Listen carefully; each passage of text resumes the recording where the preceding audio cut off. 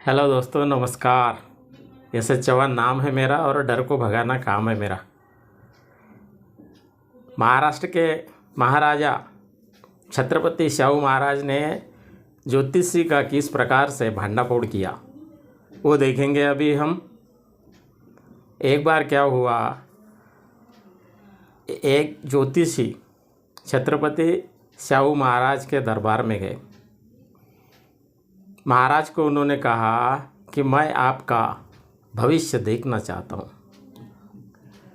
छत्रपति शाहू महाराज तो तर्कशील थे, ऐसे भविष्यवाणी पर वो विश्वास नहीं करते थे। उन्होंने अपने सेनापति से कहा कि सेनापति जी, इस ज्योतिषी महोदय को ले जाइए और अच्छे से खातिरदारी कीजिए और कल दरबार में पेश कीजिए। सेनापति जी ने वैसे ही किया, लेके गए, उसको रात भर रखा। दूसरे दिन सवेरे दरबार में लाए। उस वक्त ज्योतिषी बहुत नाराज़ हुए। उन्होंने कहा कि महाराज, आपके राज्य में मेरा अपमान हुआ है। मैंने ऐसा सोचा भी नहीं था कि इस प्रकार से मेरा स्वागत किया जाएगा। उस वक्त छत्रपति शाहू महाराज ने कहा कि ज्योतिषी महोदय, आप तो मेरा भविष्य देखने के लिए आए, औरों का भी देखते हो। क्या आपको यही पता नहीं है कि आपके साथ में इस प्रकार से सलूक किया जाएगा, रात भर आपको बंद किया जाएगा? ये ही आपको पता नहीं तो औरों का भविष्य क्या देखोगे? ये भविष्य वगैरह ये सब मनोरंजन के लिए ठीक है, ऐसा कहा। और उन्होंने कहा उनको, ज्योतिषी को, कि आज के बाद में ऐसा झूठा भविष्य देखने का प्रयास नहीं करना। मुझे लगता है आप समझ गए होंगे दोस्तों। ज्योतिष वगैरह मनोरंजन के लिए ठीक है, लेकिन ज्योतिष 100% बातें बता ही नहीं सकते, क्योंकि उनको खुद का भविष्य भी पता नहीं रहता है। कैसे? अभी अभी 2020 वर्ल्ड कप हुआ था। उस वक्त बहुसंख्य ज्योतिषियों ने यज्ञ करवाया और कहा कि इंडिया मैच जीतेगा। इंडिया हार गई, ऑस्ट्रेलिया ने हरा दिया। इनको पता था तो फिर क्यों इंडिया हारी? यह एक बात है। अभी अभी की बात है, 13 दिसंबर भारतीय संसद में कुछ लड़के घुस गए, वहाँ का वातावरण गर्म कर दिया, सब घबरा गए। एक भी ज्योतिषी ने बताया कि इस प्रकार से हादसा हो सकता है, क्यों नहीं बताया? साथ साथ में ये भी मैं बताना चाहूँगा कि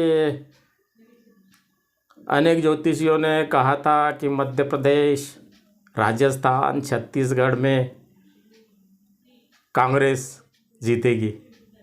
कांग्रेस हार गई। ज्योतिषियों को पता था ना, तो क्यों नहीं बताया पहले ही?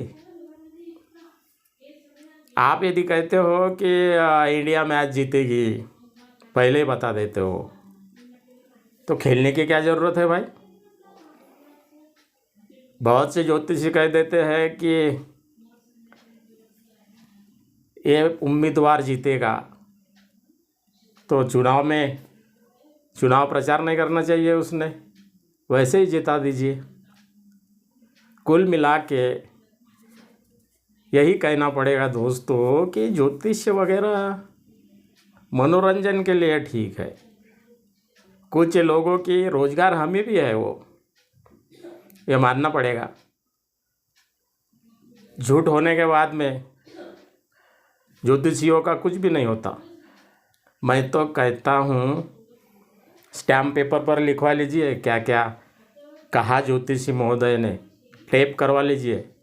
यदि वैसा नहीं हुआ तो उनके ऊपर कार्रवाई होनी चाहिए ना। फिर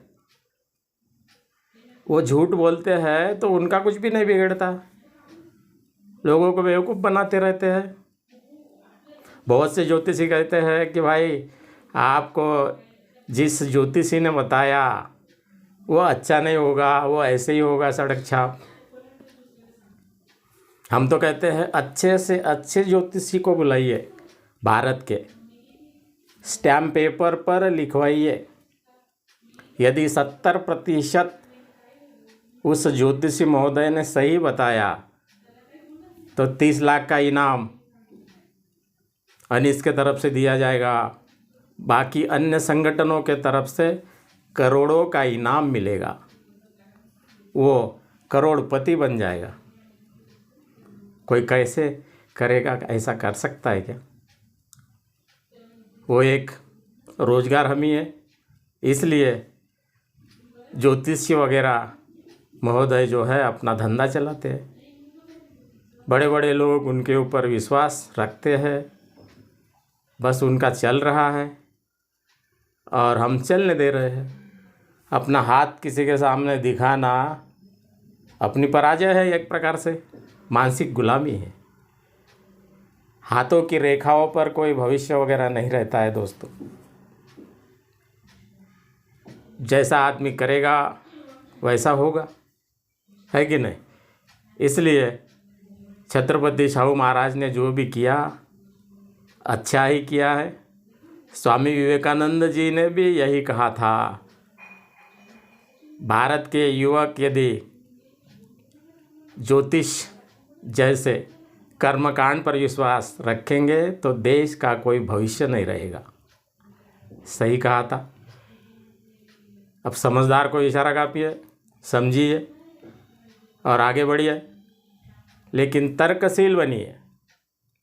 ज्योतिष ये शास्त्र नहीं है, ये एक कला है, एक मनोरंजन है, कुछ लोगों की रोजगार हमी है, इसके सिवाय कुछ भी नहीं है। वीडियो को सब्सक्राइब कीजिए, लाइक कीजिए, शेयर कीजिए। धन्यवाद।